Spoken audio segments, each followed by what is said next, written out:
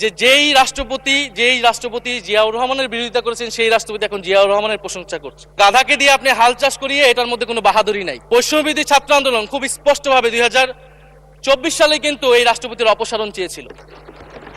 সেই সময় সাংবিধানিক ধারাবাহিকতার কথা বলে রাষ্ট্রপতির পক্ষে অবস্থান নিয়েছিল বিএনপির মহাসচিব মির্জা ফখরুল আলমগীর সাহেব, তিনি নিজেই কথা বলেছিলেন।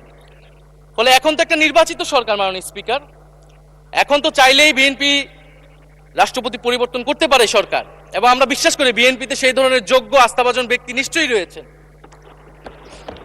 এবং সরকার দলের সদস্যরা অনেকে গৌরবের সাথে বলেছেন যে যেই রাষ্ট্রপতি জিয়াউর রহমানের বিরোধিতা করেছেন সেই রাষ্ট্রপতি এখন জিয়াউর রহমানের প্রশংসা করছে। মাননীয় স্পিকার, গাধাকে দিয়ে আপনি হাল চাষ করিয়ে এটার মধ্যে কোনো বাহাদুরি নাই। এটা আপনাদের দেউলিয়ত্ব, সরকারের দেউলিয়াত্ব যে সরকার এখনো রাষ্ট্রপতি পরিবর্তন করতে পারছে না মাননীয় স্পিকার।